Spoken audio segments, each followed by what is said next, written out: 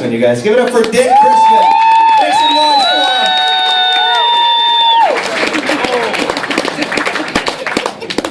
Thank you. I think he's the cutest.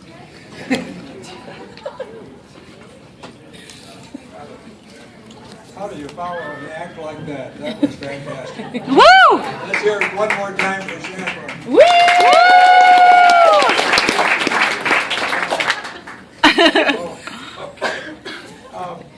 I'm not as talented as Saffron, and I need cards to help me remember. I can't even remember when I got up this morning. Of course, I was so tired this morning because I had to get up at 2 o'clock to change the clock.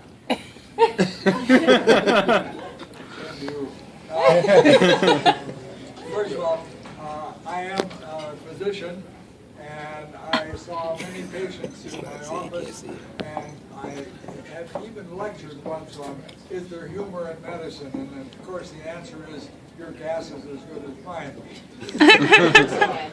Mike, closer. Oh, I'm sorry.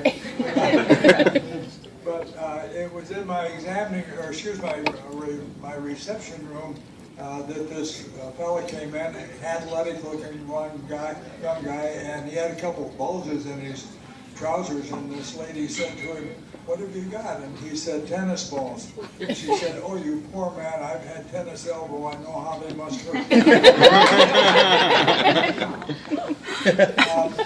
One of the things that one of my colleagues insisted upon was a 24-hour urine specimen on every new patient that came in, and this upset him a lot because he was going to be there because he had a tennis elbow also. And so he went home and he got his dog and his wife and his daughter and everybody to be in the same bottle. And the nurse said, well, as soon as the doctor checks it out, he'll be in and take care of your problem. And a little while the doctor came out and he said, well, I've checked the urine specimen, sir, and I have to tell you that your wife is going through her change, your daughter is pregnant, your dog is in heat, and if you don't quit playing with yourself, you're going to get a sore elbow.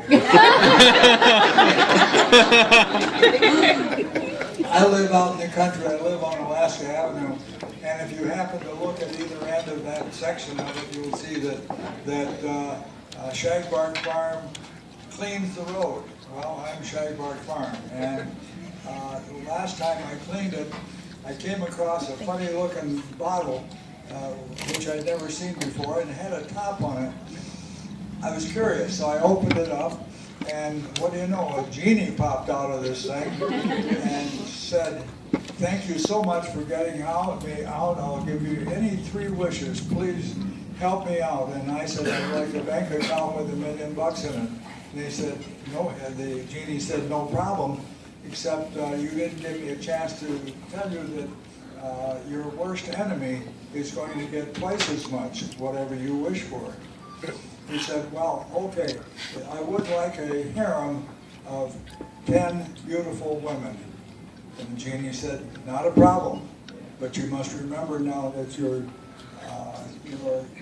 worst enemy is going to get a harem of 20 beautiful women." And I thought about it for a minute, and I said, "I'd like to ask you a question. Now, this is not a wish. I'm just wondering, does it hurt much to get one nut cut off?"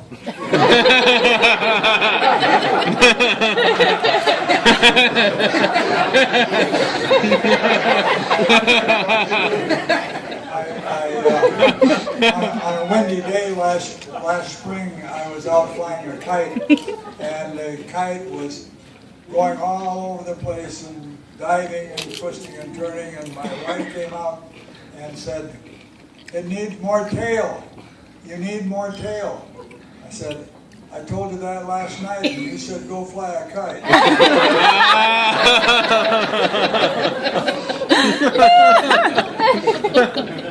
Living in the country, of course, one never knows what will happen at neighbors' houses and so forth. And my neighbor did come to tell me that she thought her daughter was becoming much too intimate with her boyfriend.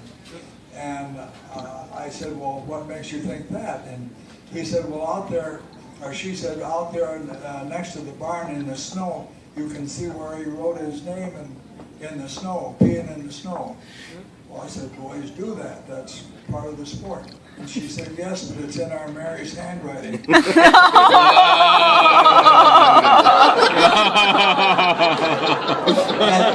patient come into my office, and he was in the examining room, and the nurse said that he told me he had flying crabs. I went in and checked him, and I said, no, they're not flying crabs. They're fruit flies. Your banana's dead. I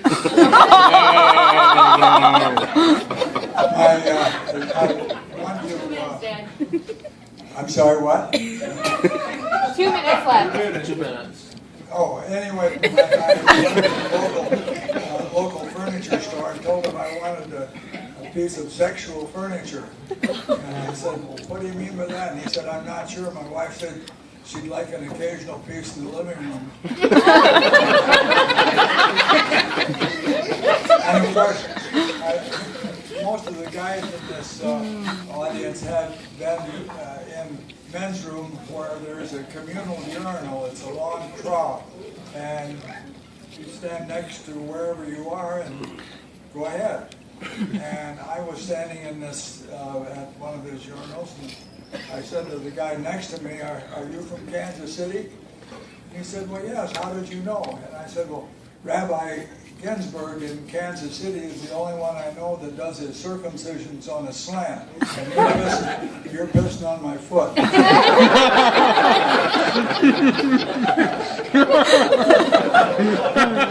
I was on the bus the other day, and in the back of the bus, this lady started crying, and she went up to the driver and she said, that man back there insulted me. And the driver said, I don't want any unhappy people on this bus. He said, you sit right down here next to me and I'll see that nobody bothers you, and I'll even give you a banana for your monkey. I forgot to tell you, it was her kid.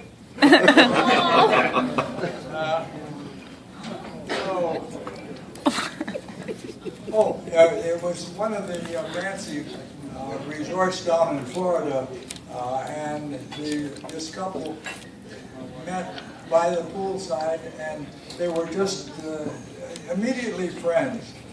And they decided that they would like to stay friends, and the past was in the past, and nothing about the past was important. It's all for the future. And they sat and they conversed, and finally she said, you happen to know how to dive? And he said, yeah, sort of. And he got up and went through a whole series of dives with twists and turns and somersaults and all sorts of things. And he came back and she said, I have to ask, how in the world did you get to be that good a diver? And he said, well, to tell you the truth, I was in the Olympics, the Summer Olympics 2 years ago, and got a bronze medal for diving. He said, do you swim? And she said, yes, sort of. He said, I'll race you up and down the pool. And so they got at one end and swam the length and back. And he had hardly gotten to the end, but she had made the turn and was already back.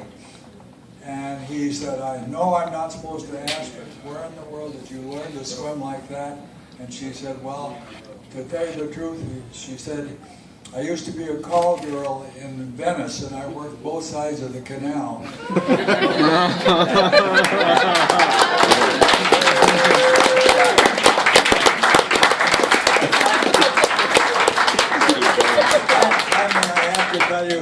I have to tell you about the spelling bee that we had at our school, and the teacher said to the class, when you come up here, I want you to state your name, give your father's name and occupation, and that was it.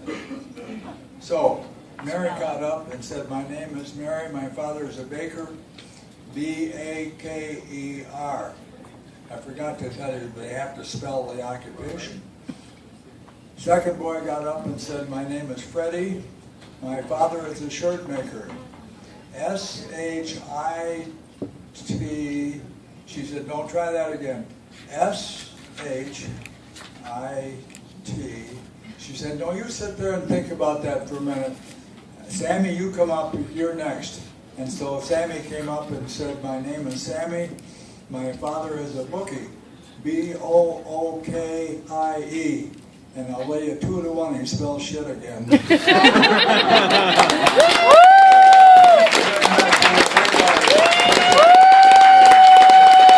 You guys keep it going for Dick Crissman. One more time for him, please.